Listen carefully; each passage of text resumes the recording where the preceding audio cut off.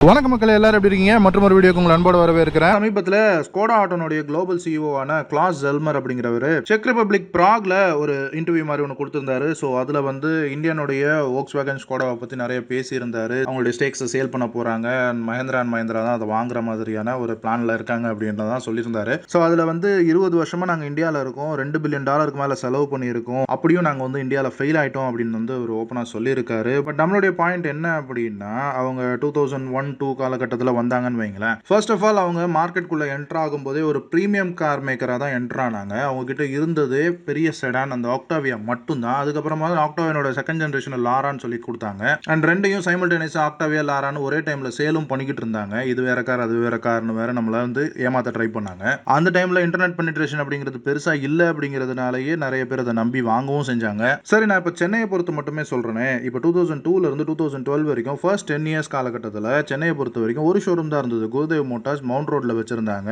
அண்ணா அறிவாலயத்துக்கு ஆப்போசிட்ல ஒரு showroom. And அந்த ஷோரூம்ல சர்வீஸ் சென்டர் கிடையாது. சர்வீஸ் சென்டர் எங்க இருந்தது தெரியுங்களா? 2007 காலகட்டத்தில் நம்ம ஃபேமிலியில ஒரு LNK லாரா வாங்கியிருந்தோம். ஸோ அந்த காரை சர்வீஸ்க்கு எடுத்துட்டு போறதுக்கு சர்வீஸ் சென்டர் எங்க வச்சிருந்தாங்க தெரியுமா? ஸ்பென்சர் பிளாசாக்கு முன்னாடி ராஜ் வீடியோ விஷன் இருக்குல்ல, அதை ஒட்டி ஒரு சந்து போகும். அதுக்குள்ள போனோம்னா ஒரு 4 பில்டிங் தள்ளி போலாரிஸ்னுடைய ஒரு ஆஃபீஸ் பில்டிங் இருக்கும். அதனுடைய கீழே கார் பார்க்கிங்ல கிரவுண்ட் ஃப்ளோர்ல வச்சிருந்தாங்க ஒரு ஸ்கோடானுடைய சர்வீஸ் சென்டர். பிரீமியம் பிராண்ட்னு மார்த்தட்டி கொள்ற ஸ்கோடானுடைய சர்வீஸ் சென்டர் அந்த இடத்துல தான் இருந்தது. அண்ட் அதுக்கப்புறமா அதை மூவ் பண்ணி வடபழனியில பாஸ்போர்ட் ஆஃபீஸ் இருக்குல்ல, அந்த ஒரு சின்ன சந்துக்குள்ள கடைசியில ரைட் ஹேண்ட் சைடுல ஒரு சர்வீஸ் சென்டர் ஒன்று வச்சிருந்தாங்க. ஸோ ஃபர்ஸ்ட் 10 to 12 இயர்ஸ்ல அவங்க பையர்ஸ் கிட்ட எந்த அளவுக்கு அவங்களுடைய பேரை கெடுத்துக்க முடியுமோ அந்த அளவுக்கு நிறைய விஷயங்களை கெடுத்துக்கிட்டாங்க. மெயின்டெனன்ஸ்னுடைய செலவா இருக்கலாம், ப்ராப்பரான சர்வீஸ் சென்டர்ஸ் இல்லாத ஒரு விஷயமா இருக்கலாம். ஸோ இந்த மாதிரியான விஷயங்கள்லாம். பட் இப்போ நாங்கள் ஓவர் இன்ஜினியரிங் பண்ணி கொடுத்தோம், நீங்க அதை அக்செப்ட் பண்ணிக்கல, உங்களுக்கு அது தேவையில்லை அப்படின்னு நீங்க பேசுறது அப்படிங்கிறது ஏற்றுக்கொள்ற விதமா இல்ல. அண்ட் இப்போ அவர் சொன்னதுல மஹேந்திரா அண்ட் மஹேந்திரா தான் ஃபர்ஸ்ட் பிளேயரா இருக்காங்க, அவங்க தான் வாங்க போறாங்க அப்படின்ற மாதிரி சொல்லியிருந்தாரு. மஹேந்திரா அண்ட் மஹேந்திரா ஒரு பையிங் ஸ்ப்ரீல இருக்காங்கன்னு நினைக்கிறேன். எதிரில் எது வந்தாலும் வாங்கி போடுறா அப்படின்ற மாதிரியான ஒரு ஸ்டைல்ல இருக்காங்க. இந்தியன் மார்க்கெட்னுடைய இந்தியன் பையர்ஸ்னுடைய ரியாலிட்டி என்ன அப்படின்றது, அவங்க என்ன எதிர்பார்க்குறாங்க அப்படிங்கிற உண்மை தன்மை என்னன்றதை புரிஞ்சுக்காமலே நாங்கள் ஓவர் இன்ஜினியர்ட் ப்ராடக்ட்ஸை கொடுத்துட்டோம் அப்படின்னு சொல்றதுல எந்தவித யூஸும் இருக்கிற மாதிரி எனக்கு தெரியல. ஏன்னா ஸ்பெசிஃபிக்கா இந்தியாவுக்காகனே குஷாக்னு ஒரு ப்ராடக்ட் பண்றீங்க, அதுக்கு குஷாக்னு சான்ஸ்கிரிட்ல ஒரு பேர் வைக்கிறீங்க.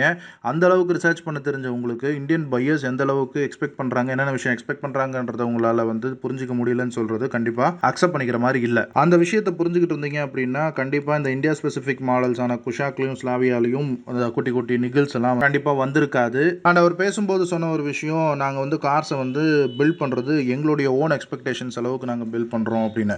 உங்களுடைய எக்ஸ்பெக்டேஷன்ஸ் அளவுக்கு பில்ட் பண்ணீங்க அப்படின்னா அதை நாங்க அக்செப்ட் பண்ணிக்கணும் அப்படின்னு நீங்க எதிர்பார்க்கறது அப்படிங்கிறது எந்த விதத்துல நியாயம் அப்படிங்கிறதும் புரியல. ஆனா அவருடைய டோட்டல் இன்டர்வியூல எனக்கு பிடிச்ச ஒரே ஒரு விஷயம் என்ன அப்படின்னா, அவர் ஒரு ரியாலிட்டி அக்செப்ட் பண்ணிக்கிறாரு இந்த ஹைபிரிட்ஸ் அப்படிங்கிற கான்செப்ட்ல. அதாவது ஹைபிரிட் விஷயத்துல கார் மேனுஃபேக்சரர்ஸ் ஒரு பெரிய தப்பு அப்படிங்கிறது ஒன்று பண்றாங்க. அதாவது ஐஸ் இன்ஜின்ஸ்ல இருந்து டைரக்டா ஈவிக்கு அப்படின்னு ஷிஃப்ட் ஆகுறாங்க அப்படிங்கிறது கண்டிப்பா ஒரு தப்பான விஷயம். ஏன்னா மார்க்கெட் அதை தான் சொல்லுது அப்படிங்கிறாரு.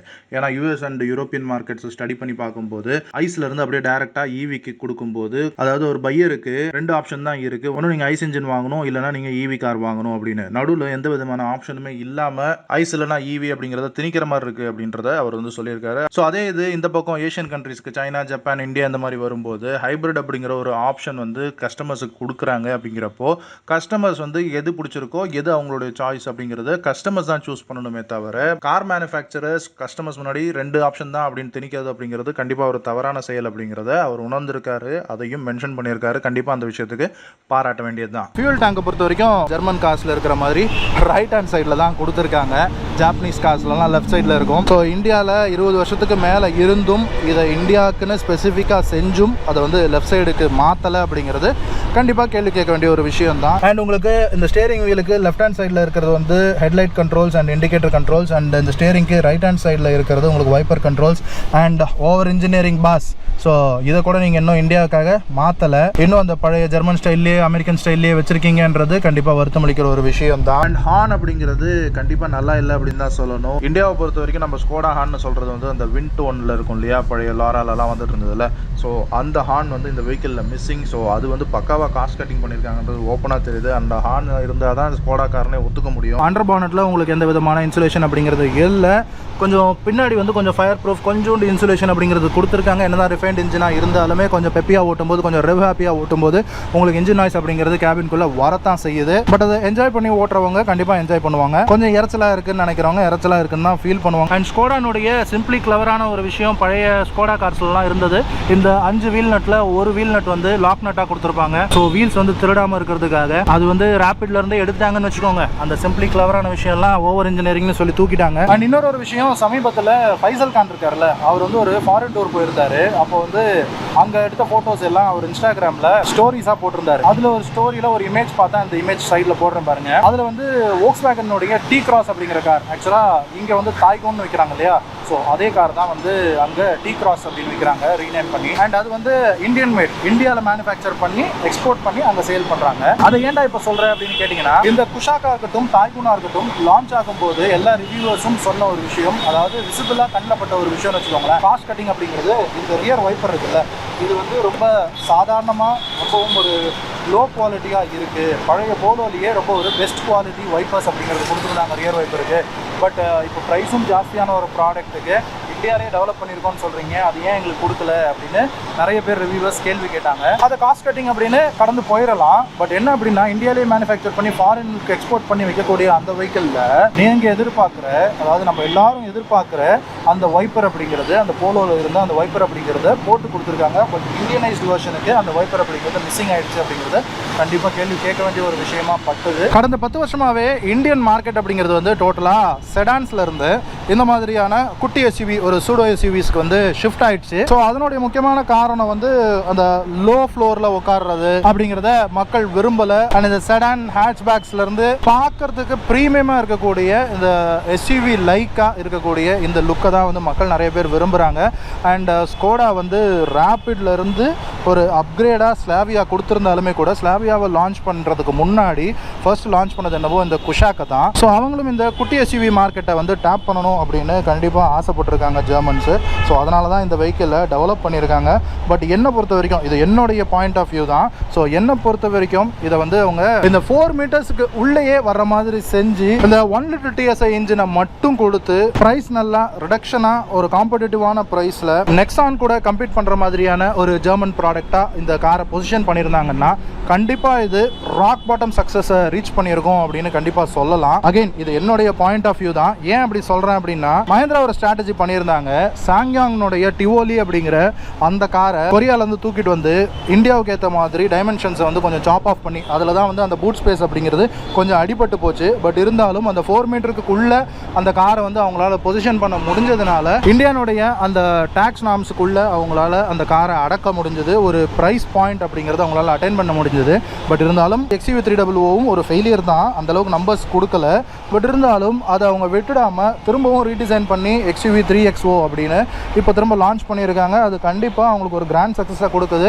ஸோ 25,000 30,000 புக்கிங்ஸ் அப்படிங்கிற நம்பர்ஸை பார்க்கும்போது அதுதான் நமக்கு வந்து தெரிய வருது. ஸோ அந்த விஷயத்தை ஸ்கோடாவும் சரி வோக்ஸ்வேகனும் சரி மிஸ் பண்ணிட்டாங்களோ அப்படின்னு தான் சொல்ல தோணுது. இந்தியன்ஸ் வந்து செடான்லேருந்து எஸ்யூவிக்கு மூவ் ஆனதுக்கான முக்கியமான காரணங்கள்னு பார்த்தோம்னா, ஹைட்டில் உட்கார அந்த சீட்டிங் பொசிஷனாக இருக்கலாம், கிரவுண்ட் கிளியரன்ஸாக இருக்கலாம். அது எல்லாத்துக்கும் மேலே அவங்க செடானில் எதிர்பார்த்துட்டு இருந்த அந்த ப்ரீமியமான ஒரு ஃபீல், அதாவது செடான்ஸ் அப்படிங்கிறது கொஞ்சம் பெரிய கார், அதாவது ஹேட்ச்பேக்லேருந்து செடான்ஸுக்கு போகணும்னு இருந்த மார்க்கெட் வந்து இப்போ எஸ்யூவிக்கு மாறினதுக்கான காரணம், அவங்களுக்கு கார் வந்து பார்க்குறதுக்கு கொஞ்சம் பெருசாக இருக்கணும், ஆனால் ஓட்டுறதுக்கு சின்னதாக ஃபீல் ஆகணும். ஸோ அதுதான் வந்து மக்கள் எதிர்பார்க்குறாங்க.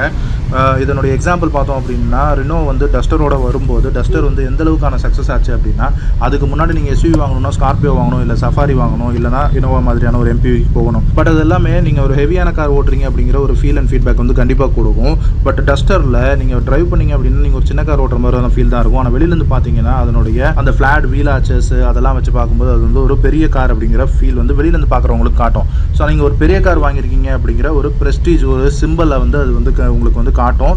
ஸோ அது வந்து ஒரு பையருக்கு அந்த இமேஜ் அப்படிங்கிறத இம்ப்ரூவ் பண்ணிச்சு. இதே இதுதான் நீங்கள் வந்து தார்னுடைய சக்ஸஸ்லையும் நீங்கள் பார்க்கலாம். அது வந்து பிலோ 4 மீட்டர்ஸ் இருக்கக்கூடிய ஒரு கார் தான். பட் இருந்தாலுமே அது வந்து அந்த பல்கி நேச்சர் அப்படிங்கிறது, அந்த ரோட் ப்ரெசன்ஸ் அப்படிங்கிறது கண்டிப்பாக ஒரு பையருக்கு ஒரு ப்ரீமியம் ஃபீல் அப்படிங்கிறது அவங்க மனசுக்குள்ளே கொடுக்கும். அண்ட் இதே எக்ஸாம்பிள் தான் கிரெட்டாவாக இருக்கட்டும், செல்டோஸாக இருக்கட்டும், அண்ட் ஈவன் எம்ஜினுடைய ஆஸ்டராக இருக்கட்டும், இது எல்லாமே வெளியிருந்து பார்க்குறது கொஞ்சம் பெரிய காராக ஃபீல் ஆகுது.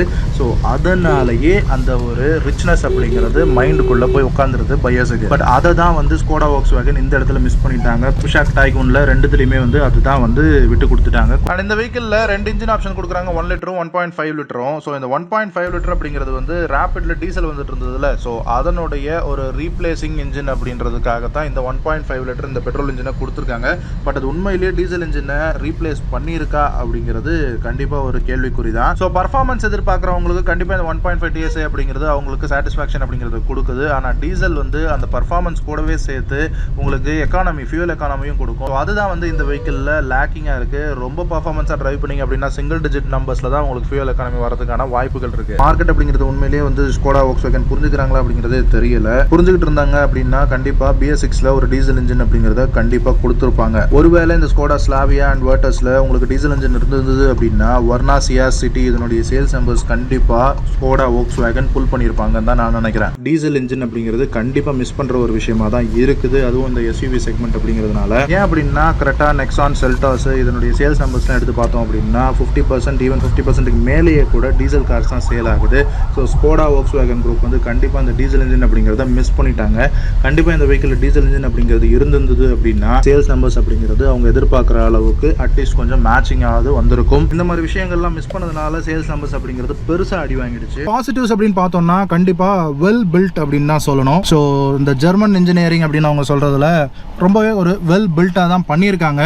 ஃபார் எக்ஸாம்பிள் இந்த தட் அப்படிங்கிறது பழைய ரேபிட் நான் யூஸ் பண்ணியிருக்கேன் அண்ட் ஓல்டு ஸ்கோடா லோராவும் யூஸ் பண்ணியிருக்கேன். அதுக்கெல்லாம் கம்பேர் பண்ணோம் அப்படின்னா இது வந்து 50% தான் இருக்கு. பட் இதுல இருக்கிற லெவல் கூட மற்ற கார்ஸ்ல இல்ல அப்படிங்கிறதும் நோட் பண்ண வேண்டிய ஒரு பாயிண்ட் தான். அண்ட் இந்த ரூஃப் அப்படிங்கிறத இந்த சைட் பேனலோட ஒரு லேசர் வெல்டிங் அப்படிங்கிறது பண்ணியிருக்காங்க. ஸோ யூஸ்வலா இந்த ஜாப்பனீஸ் கார்ஸ்ல எல்லாம் பார்த்தோம்னா இந்த இடத்துல ஒரு பிளாக் கலர் ஸ்ட்ரிப் ஒன்று ரன் ஆகும். ஸோ அதெல்லாம் இல்லாம ப்ராப்பரான ஒரு லேசர் வெல்டிங் பண்ணியிருக்காங்க. ஸோ இதெல்லாமே கண்டிப்பா பாராட்ட வேண்டிய விஷயம் தான். இந்த 1.5 லிட்டர் இன்ஜின் வந்து கண்டிப்பா ஒரு பவர்ஃபுல்லான இன்ஜின். காம்படிட்டிவ் பிராண்ட்ஸ் வந்து பெருசா மேட்ச் பண்ண முடியல அப்படின்னு தான் சொல்லணும். XDS Plus அப்படிங்கிற சிஸ்டம் இந்த கார்லயும் இருக்கு. ஸோ அது வந்து ஹை ஸ்பீட் கார்னரிங் அப்படிங்கிறதுல உங்களுக்கு வந்து கார்னரிங் ஸ்டெபிலிட்டி அப்படிங்கிறத இம்ப்ரூவ் பண்றதுக்கான டைனமிக் சிஸ்டம். அது இந்த எலக்ட்ரானிக் டிஃபரன்ஷியல் லாக்கை வச்சு அது வந்து அந்த ட்ராக்ஷன் அப்படிங்கிறத வீல்ஸுக்கு ப்ராப்பரா கொடுத்து இந்த கார்னரிங் ஸ்டெபிலிட்டி அப்படிங்கிறத இன்க்ரீஸ் பண்ணுது. ஸ்கோடானுடைய குஷாக்கும் சரி, ஸ்லாவியாவும் சரி, காம்படிட்டிவ் ப்ராடக்ட்ஸ், காம்படிட்டிவ் பிராண்ட்ஸை கம்பேர் பண்ணோம் அப்படின்னா நிறைய ஃபீச்சர்ஸ் வந்து மிஸ்ஸிங்காக இருக்கு. அண்ட் ஒரு சில விஷயங்கள் நெகட்டிவ்ஸும் இந்த கார்ல இருக்கு. இன்டீரியர்ஸ் கொஞ்சம் சீப்பான குவாலிட்டியில இருக்கு அப்படிங்கிறது கண்டிப்பா மறுக்க முடியாது. ஸோ இந்த இடத்துல எல்லாமே கொஞ்சம் அந்த விஷயங்கள் தெரியுது. அண்ட் இன்னொன்று இந்த சென்டர்ல வந்து 3 பேர் உட்காரது அப்படிங்கிறது கொஞ்சம் கஷ்டமா இருக்கு அப்படிங்கிறது. ஸோ இது வந்து ஒரு 4 சீட்டர் கார் தான். 5 பேர் வந்து சிட்டி ரைடுக்கு ஓகே, பட் லாங்குக்கு கண்டிப்பா 5வது ஆள் கண்டிப்பா கஷ்டப்படுவாங்க. அண்ட் இன்னொன்று 20 வருஷமா இருக்கக்கூடிய பிரச்சனை தான் மெயின்டெனன்ஸ். என்னதான் ஸ்கோடா வந்து ரொம்பவே டெவலப் பண்ணாலும் நிறைய அவுட்லெட்ஸ் அப்படிங்கிறது போட்டாலுமே கூட அந்த மெயின்டெனன்ஸ் அப்படிங்கிறது மற்ற பிராண்ட்ஸ் கம்பேர் பண்ணும்போது ஜெர்மன் பிராண்ட்ஸ் வந்து கொஞ்சம் ஹையர் சைடில் தான் இருக்கு. ஸோ அதையும் நம்ம கண்டிப்பாக நெகட்டிவ்ல தான் பார்த்தாகணும். இன்னொரு ஒரு பிரச்சனை இந்த ஏசி கூலிங். வர்னாவையோ இல்லை ஒரு மாருதி சியாஸையோ ஏசியை பொறுத்த வரைக்கும் கம்பேர் பண்ணி பார்த்தோம் அப்படின்னா கண்டிப்பாக இதை விட பெட்டராக இருக்குது அப்படின்றத சொல்லி தான் ஆகணும். அதை கொஞ்சம் பெட்டர்மெண்ட் பண்ணாங்க அப்படின்னா கண்டிப்பாக நல்லாவே இருக்கும். அண்ட் இந்த 1.5 இன்ஜினில் மெனக்கட்டு ரியர் அந்த மஃப்ளரில் உங்களுக்கு சைலன்சரில் 2 எக்ஸாஸ்ட் டிப்ஸ் அப்படிங்கிறது கொடுத்துருக்காங்க.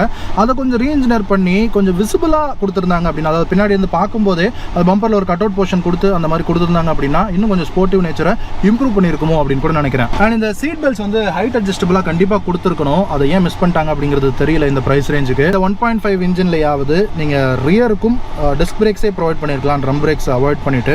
ஸோ ஒரு ஸ்போர்ட்டிவ் நேச்சர், கொஞ்சம் லுக் அண்ட் ஃபீல் வந்து கொஞ்சம் டிஃப்ரெண்ட்டாக கொடுத்தா இன்னும் அந்த எந்தூசியாஸ்டிக்கான பீப்புளுக்கு அது கேட்டர் பண்ணுமோ அப்படின்னு நினைக்கிறேன். ஏன்னா மாஸ் மார்க்கெட்டுக்கு நீங்கள் வந்து அந்த 1.5 கொடுக்கல, 1 லிட்டர் அப்படிங்கிற விஷயம் வச்சிருக்கீங்க. ஸோ இந்த எந்தூசியாஸ்டிக் டிரைவர்ஸுக்கு மட்டுமே இந்த கார் நீங்கள் விற்கணும் அப்படின்னு பிளான் பண்ணுறீங்க அப்படின்னா அதுக்கேற்ற மாதிரி ஒரு லுக் அண்ட் ஃபீலையும் கொஞ்சம் சேஞ்ச் பண்ணாங்க அப்படின்னா இன்னும் இந்த கார் ஒரு பெட்டர் நம்பர் சேல்ஸ் ஆகும் அப்படின்னு நான் நினைக்கிறேன். இது என்னுடைய அபிப்பிராயம். அண்ட் எப்பவுமே இருக்கிற ஒரு குற்றச்சாட்டு இருக்கு, DSG கியர் பாக்ஸ் அப்படிங்கிறது கண்டிப்பாக ஒரு காஸ்ட்லியான அஃபேர் தான். ஸ்லாவியாவும் சரி குஷாக்கும் சரி ரிலீஸ் ஆகி 2 இயர்ஸ்க்கு மேலே ஆகுதுன்னு வைங்களேன். ஸோ லாங் டர்மாக யூஸ் பண்ணுறவங்க ஃபோரம்ஸ்லாம் படித்து பார்த்தோம் அப்படின்னா நிறைய இந்த குவிக்கிங் சவுண்டு எல்லாம் இருக்குது. அதாவது கொஞ்சம் கொஞ்சம் ரேட்லிங் நாய்ஸஸ், குட்டி குட்டி கிச்சி கிச்சி நாய்ஸஸ்லாம் வருது அப்படின்னு தான் நிறைய பேர் ரிப்போர்ட் பண்ணியிருக்காங்க. யூஸ்வலாக மாருதி கார்ஸில் வந்து இந்த கிச் நாய்ஸஸ், இந்த டோர் ரேட்லிங் நாய்ஸஸ்லாம் 2-3 இயர்ஸ் ஆச்சு அப்படின்னா அது வந்து டெவலப் ஆக ஆரம்பிச்சிடும். பட் ஸ்கோடா வோக்ஸ்வேகன் கார்ஸ்லாம் அது வந்து கண்டிப்பாக ஆகாது. பட் இந்த 2 கார்ஸில் அதை ஃபீல் பண்ண முடியுது அப்படின்னு ஃபோரம்ஸில் படிக்க முடியுது. அண்ட் இன்னொன்று நெகட்டிவ் அப்படின்னு சொல்ல முடியல, பட் இருந்தாலும் அதுவும் கண்டிப்பாக ஒரு ஐசோரான விஷயம் தான். இந்த 18 ஸ்க்ரீன் தான் அது. ஸோ அது வந்து செமிகண்டக்டர் இஷ்யூனால 18 ஸ்க்ரீன் ப்ரொவைட் பண்ணுறாங்க, 10 இன்ச் கொடுக்க முடியல அப்படின்னு சொல்கிறது வந்து கண்டிப்பாக ஏற்றுக்கொள்ள முடியாத ஒரு விஷயமாக தான் நான் ஃபீல் பண்ணுறேன். அண்ட் அது போக ஸ்கோடா கார்ஸில் பழைய ரேபிடில் கூட இருந்தது, அண்ட் ஃபேபியாவில் நிறையாவே இருந்தது இந்த இபிசி இஷ்யூ அப்படின்னு சொல்லுவாங்க. உங்களுக்கு இந்த டயலில் வந்து இபிசி அப்படின்னு உங்களுக்கு வந்து காட்டும். ஸோ அது வந்து என்ன அப்படின்னா, இபிசிங்கிறது எலக்ட்ரானிக் பவர் கண்ட்ரோல். ஸோ அது என்னென்ன கண்ட்ரோல் பண்ணணும்னா, அந்த வெஹிக்கிளுடைய த்ராட்டில் பாடியாக இருக்கட்டும், ஆக்சலரேட்டராக இருக்கட்டும், க்ரூஸ் கண்ட்ரோலாக இருக்கட்டும், ட்ராக்ஷன் கண்ட்ரோலாக இருக்கட்டும், இது எல்லா விஷயத்தையும் அந்த இபிசி, அந்த எலக்ட்ரானிக் பவர் கண்ட்ரோல் அப்படிங்கிற அந்த விஷயம் வந்து கண்ட்ரோல் பண்ணுது. ஸோ அந்த எரர் வரும்போது என்ன ஆகும் அப்படின்னா, உங்களுக்கு வந்து ஆக்சலரேட் பண்ண முடியாது, இன்ஜின் வந்து ஸ்டால் ஆகும். ஸோ அந்த எரர் வந்துருச்சு அப்படின்னா நீங்கள் வெஹிக்கிளை வந்து ரன் பண்ணக்கூடாது, தொடர்ச்சியாக இமீடியட்டாக நீங்கள் வந்து சர்வீஸ் சென்டர் கொண்டு வரணும் அப்படிங்கிறது தான் ஸ்கோடானுடைய ப்ரோட்டோகால். ஸோ இந்த வெஹிக்கிள் லான்ச் ஆன புதுசில் அந்த இபிசி இஷ்யூஸ் அப்படிங்கிறது நிறைய பேர் ஃபேஸ் பண்ணாங்க. பட் இப்போ வந்து அதை ரெக்கவர் பண்ணிட்டோம், அது வந்து அப்டேட்ஸ் கொடுத்துட்டோம் அப்படின்னு சொல்கிறாங்க. அண்ட் இன்னொன்று நிறைய பேர் சொல்கிற விஷயம் என்ன அப்படின்னா, இந்த பவர் விண்டோ ஸ்விட்சஸ் வந்து அந்த அளவுக்கு குவாலிட்டியாக இல்லை, சீக்கிரமாக போயிடுது அப்படின்னு நிறைய ஃபாரம்ஸில் டிஸ்கஷன் நடக்குது. பட் அதர்வைஸ் ஒரு பெப்பியான இன்ஜின், ஒரு ரொபஸ்டான, ஒரு வெல் பில்ட்டான கார் வேணும் அப்படிங்கிறவங்களுக்கு இது ஒரு நல்ல சாய்ஸ் தான். ஒரு எஸ்யூவி லுக் வேணும், ஒரு எஸ்யூவியினுடைய இந்த ஹை ஸ்டாண்ட்ஸ் வேணும் அப்படிங்கிறவங்களுக்கு குஷாக்கும், செடானாக இருக்கணும், செடான் ஃபீல் எனக்கு வேணும், இன்னைக்கு செடான்ஸே மார்க்கெட்டில் இல்லை, செடான் ஃபீலை நான் அனுபவிக்கணும் அப்படின்னு நினைக்கிறவங்களுக்கு ஸ்லாவியாவும் கண்டிப்பாக ஒரு நல்ல ஆப்ஷன் தான். ஓகே மக்களே, மற்றும் ஒரு வீடியோவில் உங்களை வந்து சந்திக்கிறேன். அது வரைக்கும் சடா, பாய்.